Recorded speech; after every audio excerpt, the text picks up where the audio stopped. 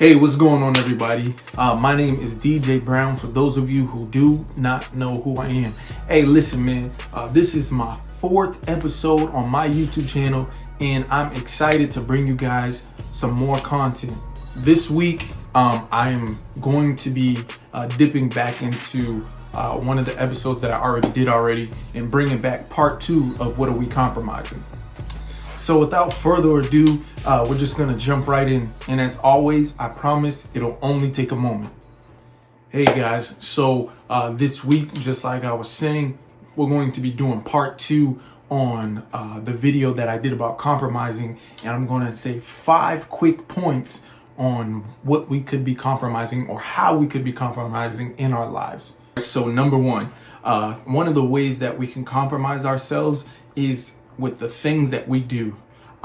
In this world, as believers, we are leaders. We are to lead by example, and the Bible even says that we are the light and the salt of this world. So that means people are looking to us to model things that God is looking for out of us. It's not to say that we're perfect, but we always have to be conscious and be cautious of what we're doing.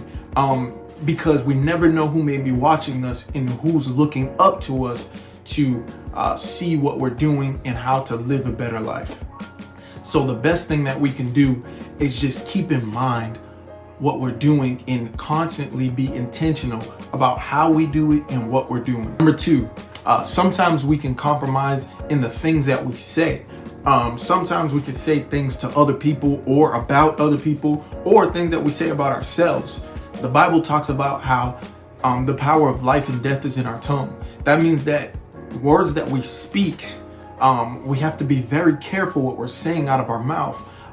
Even over ourselves, we can speak something negative over ourselves and expect for it to not come true. I have to always check myself to make sure that I'm not speaking negativity over myself, because what I say has a lot of power and what you say has a lot of power as well. So always be mindful of what we're speaking into our atmosphere of our world. Number 3, things we watch or look at. This one, I'm going to go a little bit deeper in, because it is very important for the things that we allow to enter our eyes. Our eyes, I know some people may have heard of the saying that our eyes are a gate to our soul, and it really is. We have to be very mindful of what we allow ourselves to watch and even see. For example, watching scary movies or watching things that have to do with the paranormal or that are super demonic. That stuff, it's not fake, it's real. Even if it's just a movie, the concept of it is what spirits are attracted to.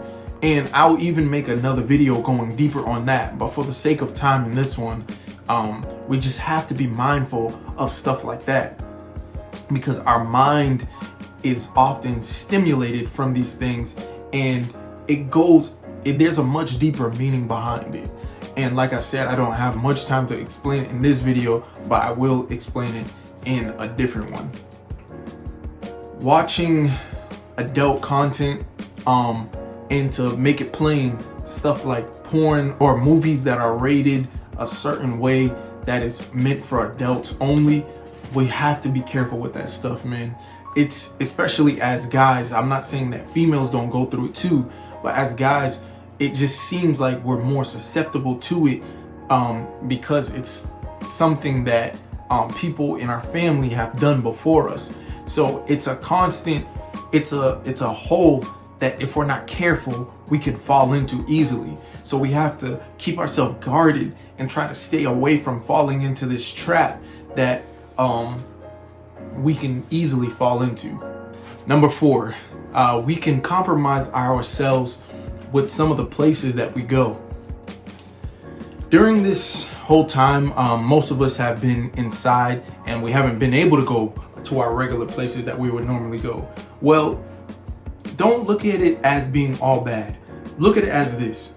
For some of us, God may have been speaking to us and trying to help us work on who we are and keep us out of places that would cause us to sin or cause us to be tempted in a certain way. I'm talking about like places like the club or somebody's house that you know if you go to that person's house, you will be tempted to fall into a type of sin.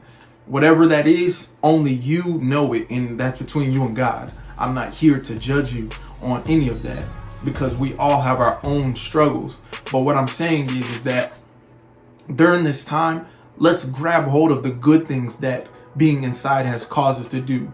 For some people, the struggle of going to certain places, that's their struggle. For others, it might not be.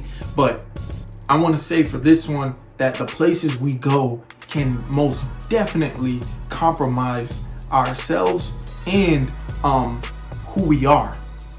So just be careful with that as well, that when we're able to go out and about, we've been inside and God has been working on us, and we know that there's certain places that we can't go anymore because that's where God is bringing us to, then we have to continue with that.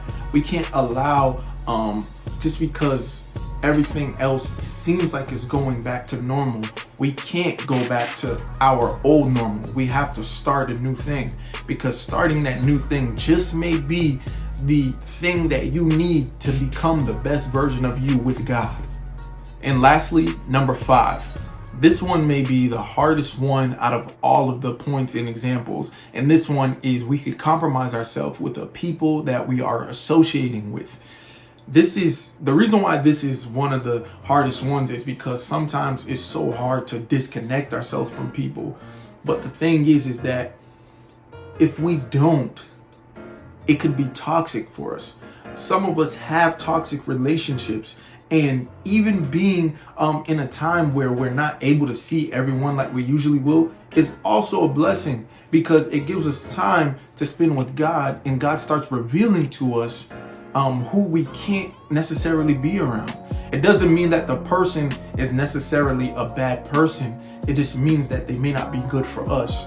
We can love people from a distance, but it doesn't mean we have to continue our relationship with them in the same way that it was in the past. If you know that being around a particular group of people causes you to be a person that you don't want to be, let God guide you through how you should handle that situation. Let God tell you if it's the end of that season of being with that person.